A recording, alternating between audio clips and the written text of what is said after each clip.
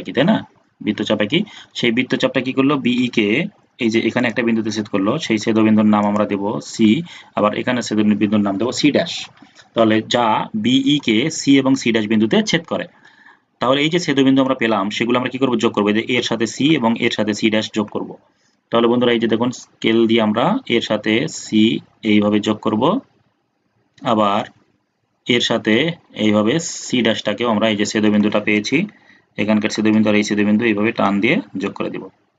তাহলে এখন লিখব এ সি এবং এ কমা সি ড্যাশ, এটা যোগ করি, তাই না? এ কমা সি ড্যাশ যোগ করি। তাহলে আমাদের কিন্তু এখানে দুইটা ত্রিভুজ তৈরি হয়ে যাবে, অর্থাৎ আমাদের ত্রিভুজ কিন্তু কাঙ্ক্ষিত ত্রিভুজ দরকার একটা, কিন্তু এখানে আলটিমেটলি আমাদের ওই তথ্যগুলো ব্যবহার করে দুইটা ত্রিভুজ তৈরি হবে। একটা হচ্ছে কি, দেখুন এই যে এইটুকু যেটুকু দাগ দিলাম, দেখুন এই যে কালার করে দিচ্ছি, এটা হচ্ছে এ বি সি, অর্থাৎ এবিসি কিন্তু আমাদের একটা ত্রিভুজ হচ্ছে। আবার ঠিক এইভাবে এত বড় এই পুরোটাও কিন্তু একটা ত্রিভুজ হচ্ছে।